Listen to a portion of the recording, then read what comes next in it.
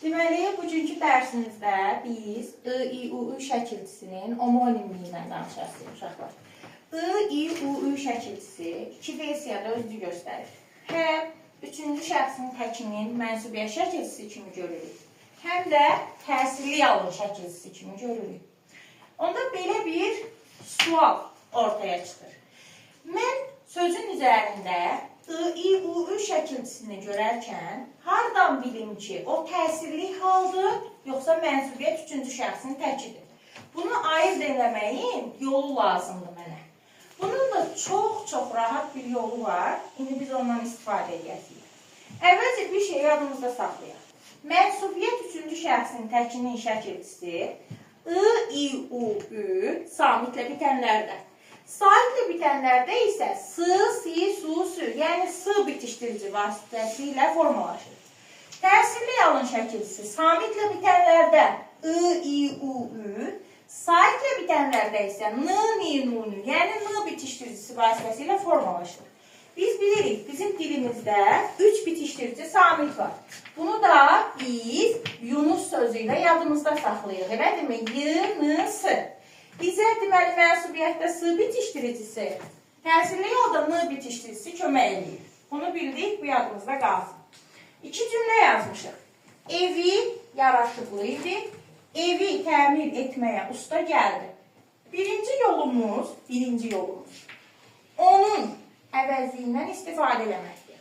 Hansı cümlənin önünə onun əvəzliyi qoya biliriksə, yəni bizi o çaşdıran sözün önünə onun qoya biliriksə, o mənsubiyyətdir. Qoya bilmiriksə, təsirli yalın. Bu bizim birinci yolumuz. Məsələn, deyirəm, onun evi yaraşıqlı idi. Bir də deyirəm ki, onun evi təmir etməyə usta gəldi. Bax, onun evi yaraşıqlı idi deyə bilirəm. Amma onun evi təmir etməyə usta gəldi deyə bilmirəm. Deyə bilmirəmsə, təsirli yalın. Deyə bilirəmsə, mənsubiyyətdir. Bax, burada deyə bildim. Deməli, bu i mənsubiyyətin iyisidir. Burada deyə bilmədim, bu təsirliyin iyisidir. Amma bəzən bu evi tipli bu sözlər cümlənin ortasında gəlir, heç onu ümumiyyətlə qoymaq mümkün olmur. Bəs bu zaman hansı yoldan istifadə edirik? Ən rahat bir yol. Bir dənə saitlə bitən şablon sözünüz həmişə ağlınızda olsun. Məsələn, mən götürürəm həmişə alma sözünü. Sonra saitlə bitən bir dənə söz deyə sizin də yadınızda bu alma sözü qalsın. Belə cümlələr görən kimi nə edirsiniz? Məntiqli, məntiqsiz, yəni uyğun gəldi, gəlmədi. Ona takılmırsınız ki, deyək ki, məsələn də burada tutaq ki, qoydum, amma uyğun gəlmədi axı cümləyə. Yəni orada ilişib qalmırsınız. Bax, evi sözünü tez silirəm, o iyili sözü tez silirəm. Burada da sildim, burada da. Gətirib qoyuram bu sözü ora. Alması yaraşıqlı idi. Burada qoyuram. Almanı təmir etməyə usta gəldi. Baxın, məntiqli və ya məntiqsiz yerləşdirdim sözün yerinə. Alması yaraşıqlı idi, almanı təmir etməyə usta gəldi. Oldu? İndi burada baxın, fərq baş verdi. Bura alma sözünü qoydum. Mənim şəkilçim nə oldu? S, si, su, sü, s. Bura alma sözünü qoydum, şəkilçim nə oldu? N şəkilçisi oldu. Bəli, n, ni, nu, nü. Oldu? Biz nə demişdik? Demişdik ki, mənsubiyyətdə əgər sözün saitlə bitirsə, bizə hansı bitişdirici kömək eləyir? S bitişdiricisi. Yəni, s, si, su, sü olur. Təsirli yolda demişdik, sözün saitlə bitirsə, mənə hansı bitişdirici kömək eləyir? N bitişdiricisi. Burada da baxın, onu ayırt eləyib tapdım. Mənim köməyimə çatdı burada nə?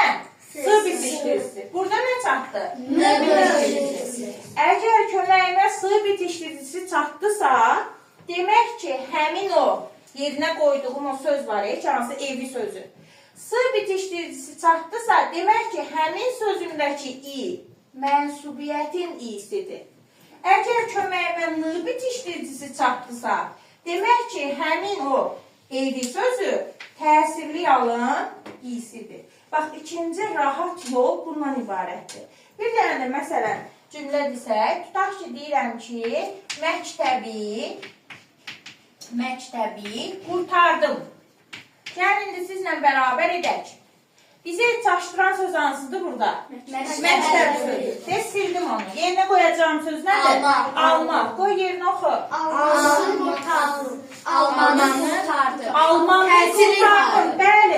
Hansı bir dişlicdən istifadə edilir? Deməli, onda hansı aldı? Təsir aldı. Amma mənsubiyyət olsaydı, sı olsaydı, bəli.